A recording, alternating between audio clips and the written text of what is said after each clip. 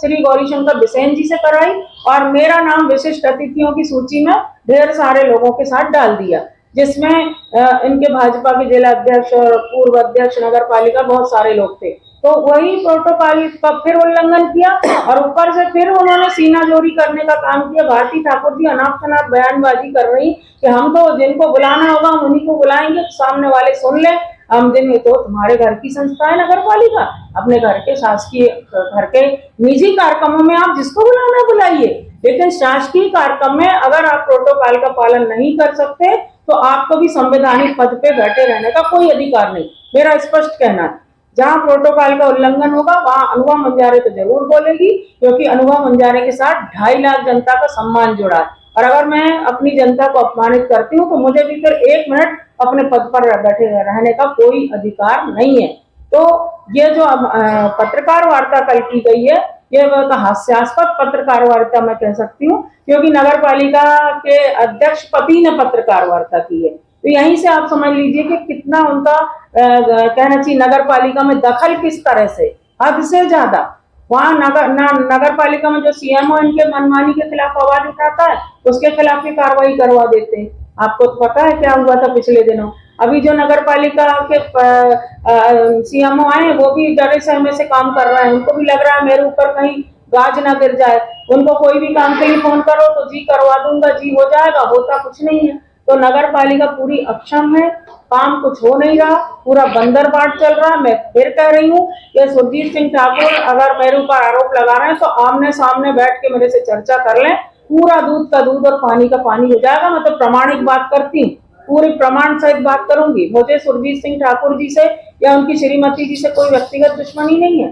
वो लोग जरूर वैमनस्यता रखते हैं, हमारे यहाँ के किसी भी पारिवारिक कार्यक्रम में कार्ड देने के बावजूद वो नहीं आते, लेकिन उनके यहाँ जब भी कोई चाहे दुर्गा उत्सव मनाते हैं वो लोग या उनके घर का विवाह समारोह हुआ, जब भी मुझे कार्ड आया मैं बराबर गई और उनके समारोह में कार्यक्रम में मैं पारिवारिक रूप से शामिल हुई।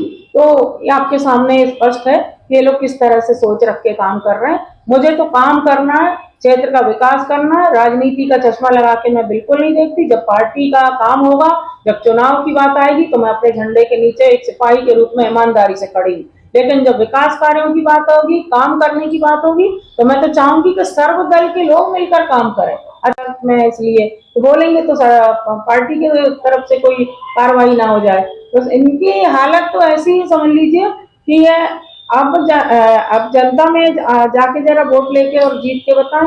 हम तो 2-2 बार जनता के द्वारा डायरेक्ट इलेक्ट होके आए। नगर पालिका अध्यक्ष मुझे जनता ने सीधे इलेक्शन से जिताई, मैं पार्षदों के वोटों से अध्यक्ष नहीं बनी। मुझे 2 बार जनता का आशीर्वाद मिला, बल्कि 3 बार। खाली कुर्सी भरी कुर्सी चुनाव में भी जनता ने दूध का दूध और पानी का पानी की थी और मुझे जिता के एक इतिहास बनाया। मध्य प्रदेश में अभी तक वो इतिहास अभी भी कायम है। जो पहला चुनाव हुआ था खाली कुर्सी भरी कुर्सी का और मुझे सम्मानीय शहर की जनता ने जिताई थी। तो मैं तो जनता से सीधी चुन के आई हूँ। अभी भी जनता ने मुझे भारी बहुमत से विधानसभा में भेजा है। पूरे बालाघाट जिले में सर्वाधिक मतों से जीतने का रिकॉर्ड मेरे नाम जनता ने दर्ज कराया। महिला विधायक पहली बार विधानसभा क्षेत्र बालाघाट से निर्वाचित होने का जनता का आशीर्वाद मुझे मिला। हमने मेहनत की है, काम किया है, सड़क पे लड़ते हैं आज भी। मैं कभी नहीं सोचती कि मैं बहुत बड़े ऊंचे लेवल की जनप्रतिनिधि हूँ। मैं तो सम्मानीय पार्षदों के साथ कदम से कदम मिला के और गांव के सरपंच भाइयों के साथ कदम से कदम मिला के काम करने पे विश्वास करती हूँ और मेरा काम करने का तरीका कल भी वही था, आज भी वही है और हमेशा वही है। पर लगा रहे हैं, पहले साबित करें और अपनी हैसियत में रह के बात करें। उनकी कोई हैसियत नहीं है आज की तारीख में। एक आध वार्ड से चुनाव लड़े बिना पैसा बांटे और बिना दूसरी हरकतें किए, एक आध वार्ड से वो पार्षद के चुनाव लड़के दिखा दे तब हम मान जाएंगे। अभी वो कैसे पार्षद बनी है उनकी धर्मपत्नी और कैसे नगर पालिका में श्री गौरीशंकर बिसेन जी की कृपा दृष्टि से बैठे हैं अध्यक्ष बन के, वो सब जानते हैं। तो इनको कोई ज्यादा बोलने की जरूरत नहीं। जनता के सामने पूरा आईना है और शहर की सम्मानी जनता सब कुछ जानती है। और सब लोग बोलते हैं कि आज तक इतने अध्यक्ष रहे लेकिन इतनी बुरी हालत नगर पालिका की कभी नहीं रही जो हालत आज है। आज की तारीख में मैं बता रही हूँ, आज कितनी तारीख हो रही है, आज 20 तारीख हो गई। नगर पालिका के डेली वेजेस कर्मचारियों का अभी तक पेमेंट नहीं हुआ है। 20 तारीख तक, 27 तारीख तक इन लोग भुगतान नहीं करते। वो गरीब कर्मचारी बेचारे इधर उधर से उधार मांग के अपना काम चलाते हैं, और जब पेमेंट आती है तो उनको उधारी में ही पूरा पैसा चला जाता है। तो आप पूरे हर तरह से गलत कर रहे हो, आप तो दूसरे पे आप आरोप लगा रहे हो।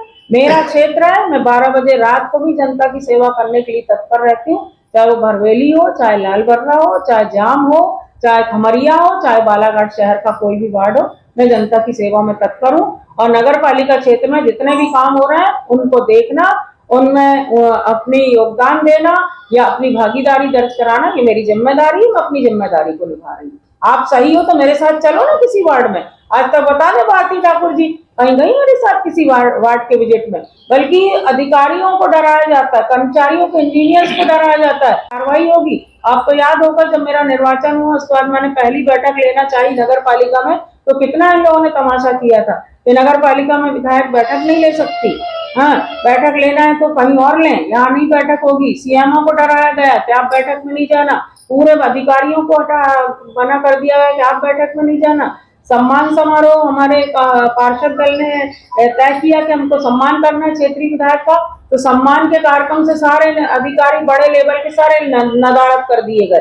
छोटे कर्मचारी डरते घबराते बसाए गुलदस्ता भेंट करने के लिए। तो क्या ये सोचना चाहिए क्या?